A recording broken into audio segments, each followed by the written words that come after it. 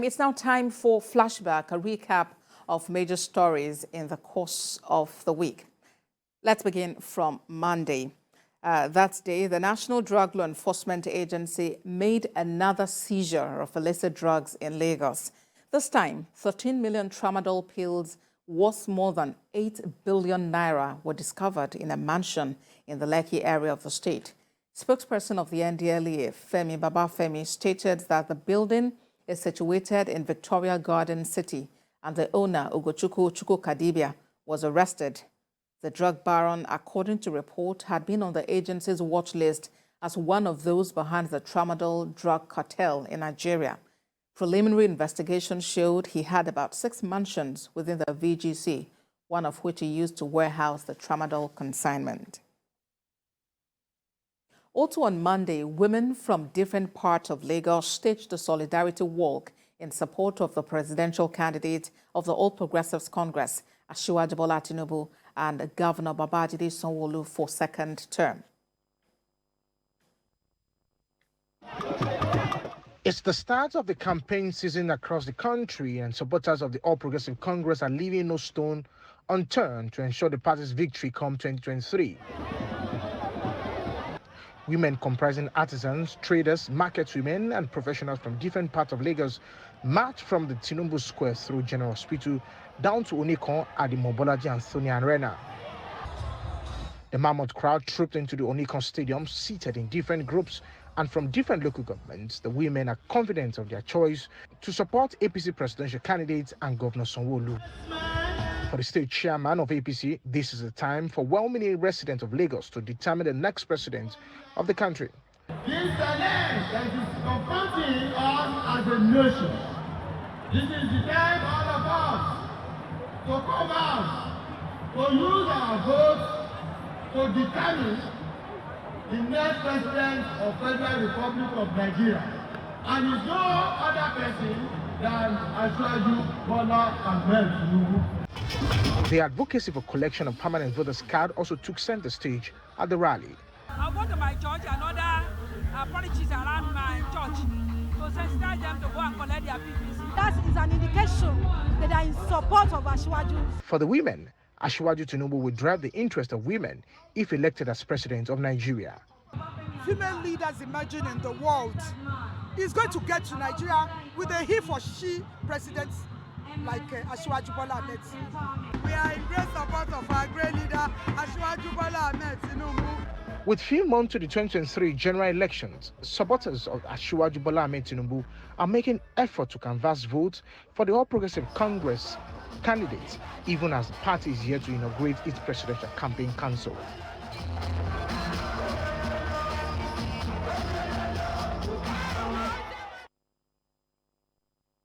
Tuesday, the federal government presented certificates of registration to 2 breakaway factions of the Academic Staff Union of Universities.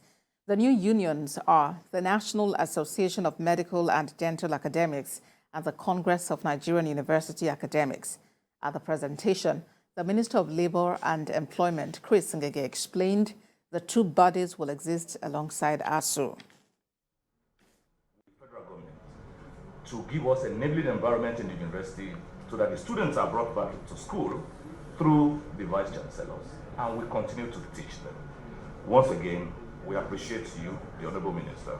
Prior to today, the peculiarity of the medical and dental training was increasingly emasculated, triggered by bodies that capitalize on the lack of a voice for medical and dental practitioners in academics, particularly in the university system. In view of the above, I, Senator Dr. Chris Ngige, Officer of the Niger, ON, in the exercise of the power conferred on me as Honorable Minister of Labour and Employment, do hereby approve the registration of 1 Congress of Nigeria University Academics, CONUA.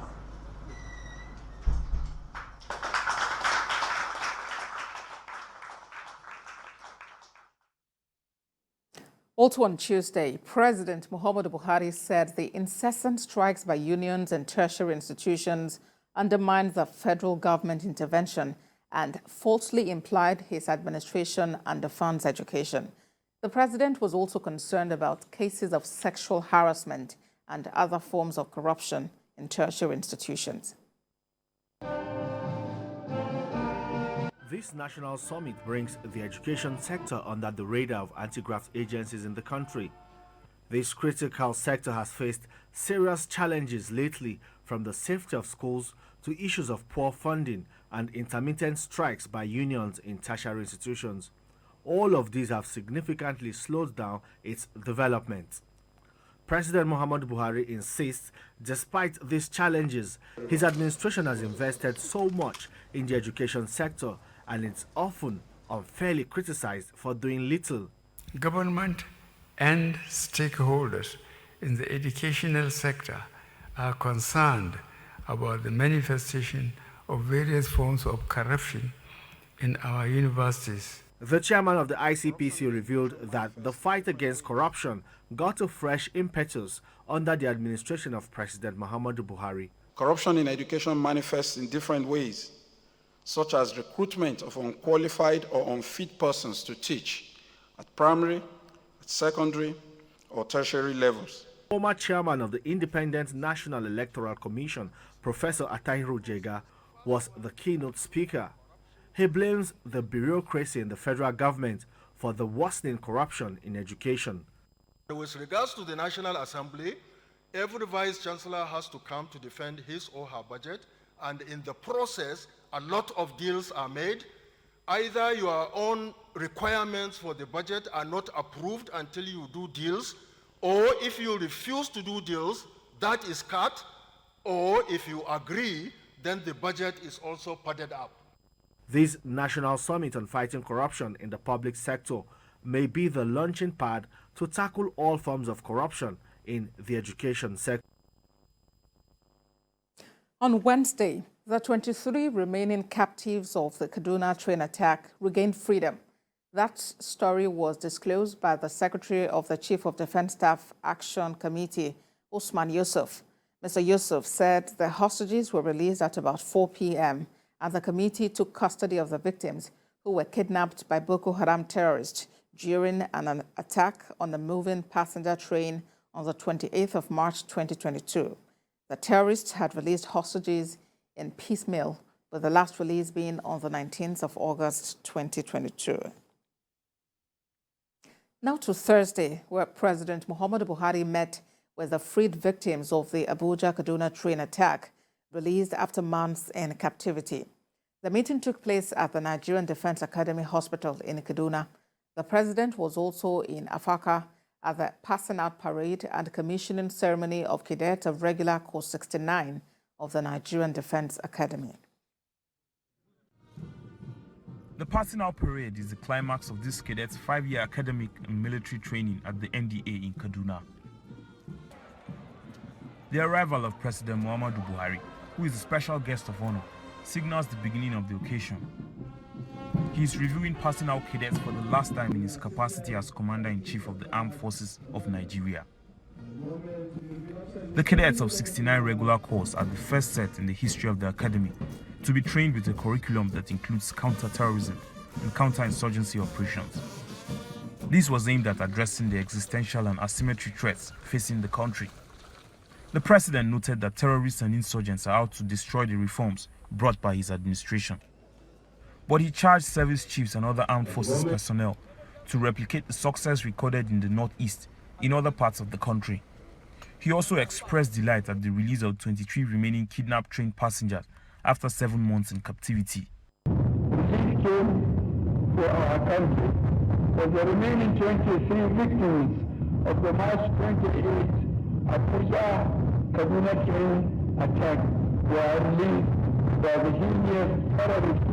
The president went on to highlight the achievements recorded by his administration within the last 7 years, before reassuring Nigerians of his commitment to ensure a free and fair election in 2023. In 2015, we inherited a country at crossroads, with bombs going off with frightening frequency. I am utterly committed to ensuring that the forthcoming elections are peaceful and transparent. Next was the march past in quick and slow time. The cadets were also reminded of the challenging state of the nation's security and tasked to rise in her defense. Well, that same day, the presidential candidate of the All Progressives Congress, Asiwaju Bola Ahmed Tinubu, returned from the United Kingdom after days of intensive political consultations and meetings. He was received by the vice presidential candidate, Senator Kashim Shettima, Director General of the APC Presidential Campaign Council, Governor Simon Lalong, and other chieftains of the governing party.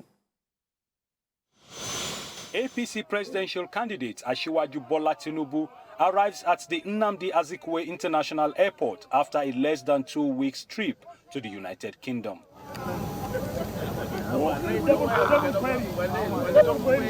He was welcomed by the APC vice presidential candidate, Senator Kashim Shettima, DG APC Presidential Campaign Council, Governor Simon Lalong, former Governor of Edo State, Adams Oshiomhole, and other chieftains of the ruling party. The APC presidential candidate says he is happy to be back home. The trip was very good. I enjoyed my, break, and I'm happy to be back to my fatherland. Asiwaju Tinubu says his team will be performance-driven and will improve the welfare of Nigerians and take it to an enviable position among the Committee of Nations. Nigeria should expect a very intelligent ability to think and perform. Nigeria should expect that the help they needed is here. The former governor of Lagos, whom many consider to be in a pole position to clinch victory at the presidential election, embarked on a short trip to the United Kingdom, where he relaxed and held strategic meetings and consultations ahead of the campaigns leading to next year's elections. On Friday, President Muhammadu Buhari presented before a joint session of the National Assembly a record 20.51 trillion naira proposed budget for the 2023 financial year. The figure is the highest so far in the nation's history and the last to be presented by the president before his tenure elapses. The eighth and final budget presentation by President Muhammadu Buhari as his administration winds down in another 7 months. The President of the Senate commends both arms of government for the return of the budget cycle to between January and December in the last 3 years. Ahmed Lawan and Speaker Femi Gbajabiamila acknowledged the trouble with the nation's economy arising from dearth of revenue, but the massive stealing of crude, which has impacted negatively on the nation's economy, leaves much to be desired. They insist crude thieves are enemies of the country and should be treated as such. For 55 minutes, President Muhammadu Buhari takes a prospective look at the efforts of his government at reshaping the country with the current budget, as well as projections for the coming year. Transformational investments in infrastructure tops the list of his administration's achievements. The president says a challenging global economy, high inflation, high crude oil prices, and Russia-Ukraine war have contributed to the nation's troubled economy. Nevertheless, he says government is determined to shore up its revenue from taxation and the internally generated revenues of NDAs. Our interventions and reflationary measures have been very effective and impactful. We must, however, continue to work towards achieving much higher levels of growth, especially given our high population growth rate, so that the average Nigerian can truly feel the impact of planned economic growth. The parameters for the proposed budget include oil price benchmark of $70 per barrel of crude, daily oil production at 1.69 million barrels per day, inclusive of condensates of 300,000 to 400,000 barrels per day, exchange rate of 435.51 naira to US dollar, and a projected GDP growth rate of 3.75% and 17.16% inflation rate. The president also touched on the current ASUU strike and renews his appeal to university teachers to return to class. He says education cannot be solely funded by the government.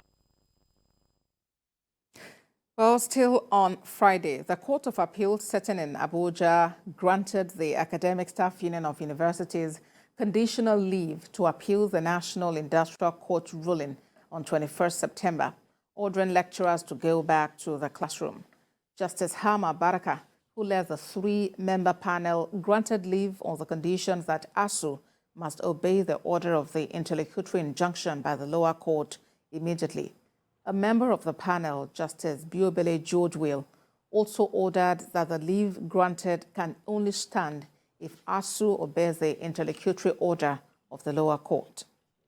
The Honorable Court granted them a conditional leave to appeal, provided today they must obey the order of the National Industrial Court made on the 21st of September, ordering them to return to classroom. You heard the court considering the interest of students who had been locked out of school and educational infrastructure that had been locked down. Let the ASUU obey the court order. Meanwhile, let the government fulfill its own part to ASUU, so that we will not have this issue again. 8 months, and on this note, I would like to call on the Nigerian students to remain calm and prepare themselves as we are going back to class. Let us be law-abiding citizens.